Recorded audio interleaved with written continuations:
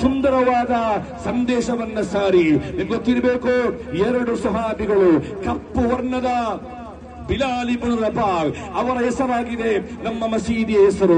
ಸಯ್ಯಿದುನಾ ಬಿಲಾಲ್ ರಲಿಯಲ್ಲಾಹು ಅನ್ಹುರವರ ವರ್ಣವು ಕಪ್ಪು ವರ್ಣವಾಗಿತ್ತು. Abu ಝರುಲ್ ಗಿಫಾರ್ ರವರ ವರ್ಣವು ಬಿಳಿ ವರ್ಣವಾಗಿತ್ತು. ಅವರಿಬ್ಬರನ್ನು ಕೂಡ ಒಂದೇ ತಟ್ಟೆಯಲ್ಲಿ ಊಟವನ್ನು ಮಾಡಿಸಿ ಈ ಜಗತ್ತಿಗೆ ವರ್ಣ ಭೇದ ಇಲ್ಲ ಎಂಬ ಸಂದೇಶವನ್ನು ಸಾರಿದ್ದರೆ ಅದು ಹುಜೂರ್ ಅಕ್ರಮರವರು ಮಾತ್ರವಾಗಿದ್ದರು ಎಂಬುದನ್ನ ನಾವು ಅತ್ಯಂತ ಅಭಿಮಾನದೊಂದಿಗೆ ಹೇಳ್ತಾ ಇದ್ದೇವೆ. ಮತ್ತೊಂದು ಮಾತು ನಮ್ಮ ಪುಟಾಣಿ ಮಕ್ಕಳು ಹೇಳಿದರು, ನೀವು ತನ್ನ ಕರುಗಳ ಹಾಲುಗಳನ್ನು ಆಕಳುಗಳ ಆಡುಗಳ ನೀವು ಅದರ ಕೆಚ್ಚೆದೆಯಿಂದ ಹಾಲನ್ನು ಕರೆಯುವಾಗ ನಿಮ್ಮ ಕೈಗಳ ಉಗುರುಗಳನ್ನು ಸರಿಯಾಗಿ ನೀವು ಕತ್ತರಿಸಬೇಕು. ಕಾರಣ ನಿಮ್ಮ ಉಗುರುಗಳ ನೋವು ಖಂಡಿತವಾಗಿಯೂ ಆಡು ಆಕಳುಗಳಿಗೆ ನೋವನ್ನುಂಟು ಮಾಡಬಾರದು.